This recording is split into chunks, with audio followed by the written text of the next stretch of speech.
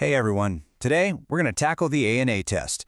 You know, if you or someone you care about has ever gotten a result back from this test, it can be, well, pretty confusing. So our goal is to clear all that up. What it is, and just as importantly, what it isn't. Okay, so let's start with an idea. Imagine your body's immune system as a team of guards. They're there to protect you. But what happens if those guards suddenly get confused about who they're supposed to be fighting?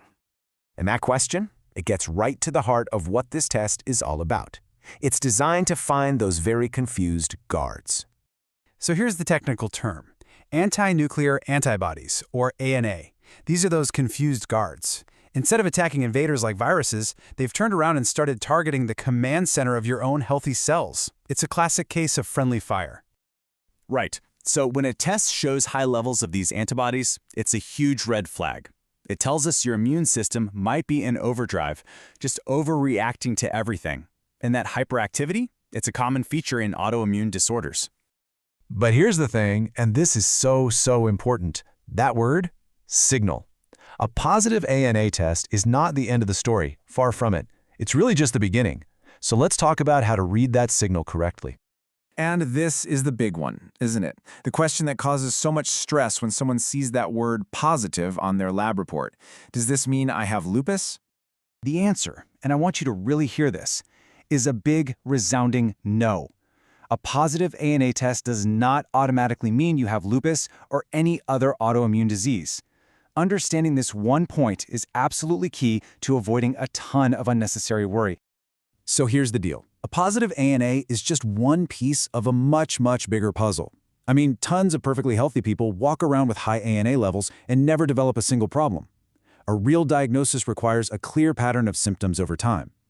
Think of the test result as a clue, a signal, not the final verdict.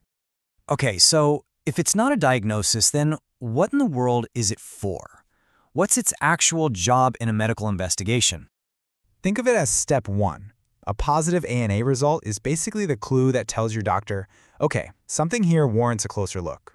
It's the starting pistol for a deeper investigation, not the finish line. So this is kind of how it plays out. Step 1, you get that positive ANA result. That's the signal.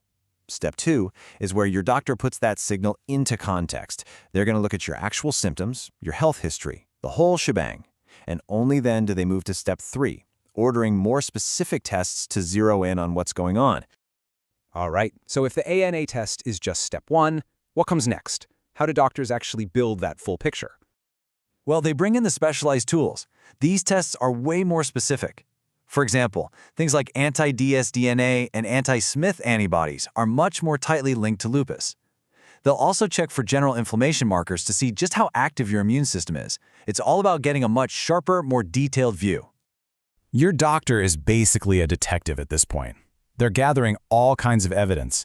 They have the lab results, sure, but they also have what you're telling them about your symptoms, what they find in a physical exam, and your personal health story. They're not just going to look at one clue and close the case. No way. And this brings us to what I think is truly the most powerful, most important part of this whole conversation. It's the evidence that comes directly from you. Look, it really boils down to this. Lab tests give us data, but you are the world's leading expert on your own body. How you feel every day, the fatigue, the pain, whatever it is, that is the single most critical piece of information in this whole investigation. So if your test results don't seem to match up with how you're actually feeling, you have to speak up. If the lab report says one thing but your body is telling you a completely different story, keep pushing. Your experience is valid, and it deserves to be investigated. And that's really the bottom line, isn't it? Good healthcare is a partnership. It's where the objective data from a lab report is combined with the incredibly valuable data that comes from your own life. You deserve a doctor who values both. So, as we wrap this up, I want to leave you with this one question to think about. The ANA test is a useful tool, for sure, but your voice, that's the guide. As you go on your health journey, just keep asking yourself, is my whole story, the labs, the symptoms, and my experience, really being heard?